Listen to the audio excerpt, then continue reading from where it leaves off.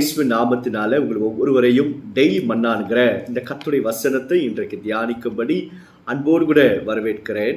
இதுவரைக்கும் நீங்கள் சப்ஸ்கிரைப் பண்ணலைன்னா இந்த சேனலுக்கு தயவு செய்து சப்ஸ்கிரைப் பண்ணுங்கள். ஒவ்வொரு நாளும் கர்த்தருடைய வசனத்தை நீங்கள் கேட்டு ஆசீர்வதிக்கப்பட மிகுந்த ஏதுவாக இருக்கும். மற்றவர்களுக்கும் ஷேர் பண்ணுங்க. நிச்சயமாக கர்த்தர் உங்களை ஆசீர்வதிப்பாராக. இன்றைக்கு கர்த்தருடைய வசனத்தை ரோமர் 12வது அதிகாரம் 18ஆம் வசனத்தை வாசித்து தியானிக்க போகிறோம். ரோமர் 12:18 வசனம்.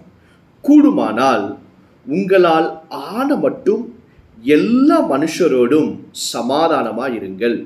இந்த வசனத்தை நீங்கள் அப்படியே மனப்பாடம் பண்ணுங்க. மிகுந்த பிரயோஜனம் உள்ள ஒரு வசனம்.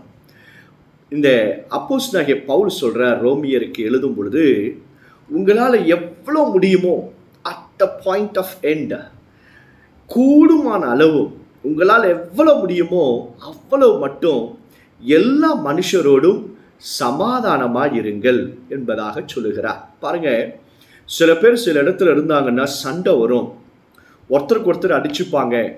இங்க இருக்கிற வார்த்தை அங்கே, அங்க இருக்கிற வார்த்தை இங்க, எல்லாம் மாற்றி மாற்றி எல்லாம் பேசுவாங்க.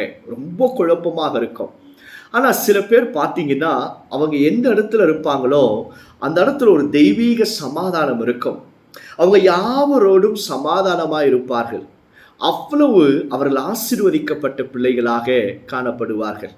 வேதத்தில் எழுதப்பட்டிருக்கு, மத்தேயு 5ஆம் அதிகாரம் 9ஆம் வசனத்தில், சமாதானம் பண்ணுகிறவர்கள் பாக்கியவான்கள், அவர்கள் தேவனுடைய புத்திரர்கள் எனப்படுவார்களாம். அல்லேலூயா. யார் கர்த்தருடைய பிள்ளைகள் அப்படின்னா, சமாதானம் பண்ணுகிறவர்கள். சமாதானத்தை கெடுக்கிறவங்க இல்லை. குடும்பத்தில், வேலை செய்கிற இடத்துல, ஊழியத்தில் யாவரோடு சமாதானமாக இருங்க. அதில் தெரிந்துடும் நம்ம ஆவி எப்படிப்பட்ட ஆவி என்று சொல்லி. சில பேர் உபவாசம் பண்ணுவாங்க, ஜெபம் பண்ணுவாங்க, கொடுப்பார்கள், எல்லாம் நல்ல வேலையும் செய்வாங்க. ஆனால் நிறைய பேரோடு கூட சண்டையை வச்சிருப்பாங்க, பகையை வைத்திருப்பார்கள். அப்படிப்பட்டவர்களை தேவனால் ஆசீர்வதிக்கப்பட முடியாது. ஏன் அப்படின்னா அவங்க தான் தேவனுடைய பிள்ளைகளே இல்லையே. வசனம் அதுதானே சொல்லுது. யார் சமாதானம் பண்ணுகிறார்களோ அவர்கள் தான் தேவனுடைய புத்திரர் எனப்படுவார்கள். கர்த்தருடைய பிள்ளைகளே, உங்களுக்குள் இருக்கிற சமாதானம் உங்களுடைய சூழ்நிலைகளையும் ஆளுகை செய்து சமாதானம் நிறைந்ததாக மாற்றி போடும். யார் கூடயாவது கசப்போடு இருக்கீங்களா? பகையோடு இருக்கிறீங்களா? பாஸ்டர், இவங்க கூட நான் பேசவே மாட்டேன் என்று சொல்றீங்களா? அது ரொம்ப தவறானது. கர்த்தர் உங்களை ஆசீர்வதிப்பதற்கு அவையெல்லாம் ஒரு பெரிய தடையாக மாறிடும். வேதத்தில் பாருங்களேன், யாக்கோபு ஏசாவோடு சமாதானம் பண்ணிக்கொள்ள வேண்டும் என்று சொல்லி வராங்க. வரும்பொழுது என்ன நடக்குது? இந்த யாக்கோபை கர்த்தர் இஸ்ரவேலாய் மாற்றி போடுகிறார். ஈசாக்கோடு எல்லாரும் சண்டை போடுறாங்க. ஆனால் ஈசாக்கு யாரோடு கூட வாக்குவாதம் பண்ணலை, சண்டை போடலை, அமைதியாக போறார். அவரை தான் கர்த்தர் ஆசீர்வதித்து ரெகோபோத்தை உண்டாக்குகிறார். யோசேப்பை கவனித்து பாருங்க. அவங்க அண்ணன்மாருங்க அவருக்கு அவ்வளோ கொடுமைகளை செய்தார்கள், துரோகம் பண்ணினாங்க.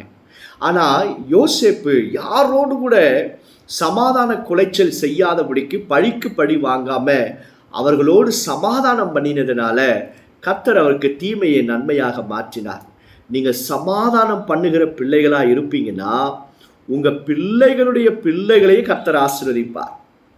உங்களுக்கு ஆண்டவர் ரெகோபோத்தை உண்டாக்குவார். உங்களை பெரிய தேசமாக, பல ஜன கூட்டமாய் கர்த்தர் உங்களை மாற்றுவார். சமாதானம் பண்ணுகிறதுல அவ்வளவு ஆசீர்வாதம் உண்டு. யாருக்குடையும் கசப்பு வேண்டாம், சமாதானமாக பேசுங்க. நமக்கு யாரும் சத்துருக்கள் இருக்க வேண்டாம், எல்லாரையும் மன்னிச்சிடுங்க. தேவ அன்பினால் உங்களுடைய இருதயம் நிரப்பப்படும் பொழுது நீங்கள் யாவரோடும் சமாதானமாக இருப்பீங்க. அல்லேலூயா. ஜெபம் பண்ணலாமா? இந்த கிருபைக்காக ஜெபம் பண்ணுங்க. கர்த்தர் அப்படியே உங்களை ஆசீர்வதிப்பார். பரலோக பிதாவே, நாங்கள் யாவரோடும் கூடுமான அளவு சமாதானமாக இருக்க கிருபை தாங்கப்பா. ரெகோபோத் உண்டாகட்டும். எங்களையும் பல ஜன கூட்டமாய் மாற்றும், தீமைகளை நன்மையாய் மாற்றும். எங்கள் பிள்ளைகளை ஆசீர்வதியும். நாங்கள் யாவரோடு சமாதானமாக இருக்க கிருபை தாரும். இயேசுவின் நாமத்தினாலே ஜெபிக்கிறோம் பிதாவே. ஆமென்.